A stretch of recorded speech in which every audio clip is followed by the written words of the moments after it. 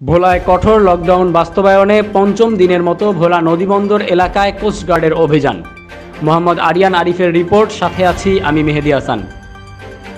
সরকারের দেয়া কঠোর লকডাউন বাস্তবায়নে পঞ্চম দিনের মতো ভোলা নদীবন্দর এলাকায় অভিযান পরিচালনা করেছে কোস্টগার্ড। সোমবার ভোলা দক্ষিণ জোনের জোন কমান্ডার এর নেতৃত্বে সকালে ইলিশা ফেরিঘাট এলাকায় অভিযান পরিচালনা করা হয়।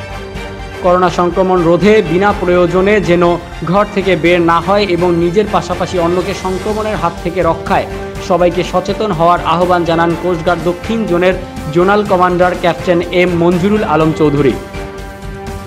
কোস্টগার্ডের এই কর্মকর্তা জানান, বাংলাদেশের কোভিড-19 বিস্তার রোধে সরকারের বিভিন্ন গৃহীত পদক্ষেপ বাস্তবায়নে বাংলাদেশের অন্যান্য সরকারি ও বেসরকারি সংস্থার পাশাপাশি শুরু থেকে বাংলাদেশ কোস্টগার্ড গুরুত্বপূর্ণ কর্মকাণ্ড পরিচালনা করেছে।